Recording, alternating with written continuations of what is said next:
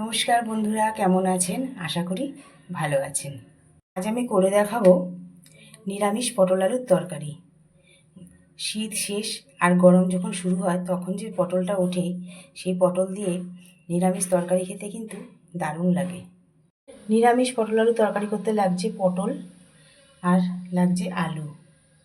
পটলগুলোকে ভালো মতো ধুয়ে নিয়ে এবারের মধ্যে মাখাবো লবণ। লবণটা মাখিয়ে 10 মিনিট রেখে দেবো, তাহলে পটল থেকে জল যেটা আছে সেটা বেরিয়ে যাবে। হলুদ দেবো না, হলুদ দিলে ভাজলে তেলটা কালো হয়ে যায়। এভাবে মাখিয়ে 10 মিনিট রেখে দেবো। শীতের শেষে যখন বাজারে নতুন পটল ওঠে তখন কিন্তু সেটা যেভাবেই রান্না করি না কেন খেতে কিন্তু বেশ ভালো লাগে। কড়াইতে তেল দিয়ে তেলটা গরম করে নিয়েছি। 10 মিনিট হয়ে গেছে, এবার পটলগুলো ভেজে নেব। পটলগুলোকে ভালো মতো ভেজে নেব। পটলগুলো ভাজা হতে হতে আমি ওদিকে মশলাটা বানিয়ে নেব। পটলগুলো ভাজা হয়ে গেছে, এবার পটলগুলো তুলে নেব। পটলগুলো তেলের মধ্যে আমি আলুগুলো ভেজে নেব। আলুগুলোকে একটু ভালো করে ভেজে নেব যাতে আলুগুলো হাফ নরম হয়ে যায়। আলু ভাজা হয়ে গেছে, ওই তেলের মধ্যে দিয়ে দেবো তেজপাতা। এবার দিয়ে দেবো কালো জিরে আর সাদা জিরে ফোড়ন। ফোড়নটাকে 1 সেকেন্ড মতো ভাজা ভাজা করে ভাজা ভাজা হয়ে গেছে। এবার দিয়ে দেবো টমেটো। এখানে 3টে টমেটো দানা ফেলে দিয়ে, ফোড়নগুলো ভাজা ভাজা হয়ে গেছে, তার মধ্যে দিয়ে দিয়েছি টমেটোগুলো আমি দানা ফেলে দিয়েছি। টমেটোর মধ্যে একটু লবণ দিয়ে দেবো, তাহলে টমেটোগুলো তাড়াতাড়ি নরম হয়ে যাবে।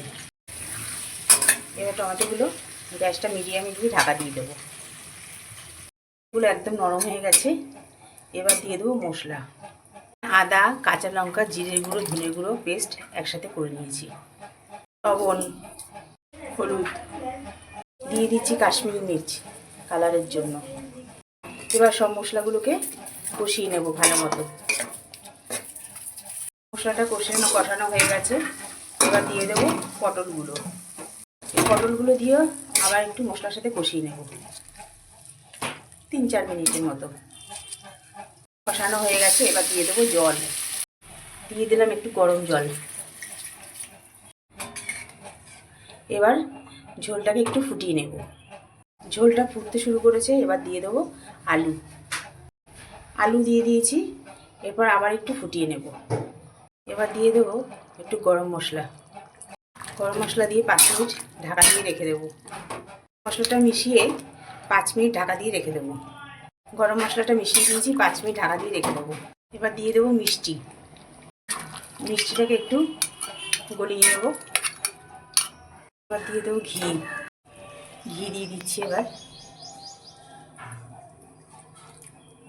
ঘিটাকে মিশিয়ে দেবো, দিয়ে গ্যাস অফ করে দেবো। নিরামিষ পটল আলুর তরকারি আমার রেডি।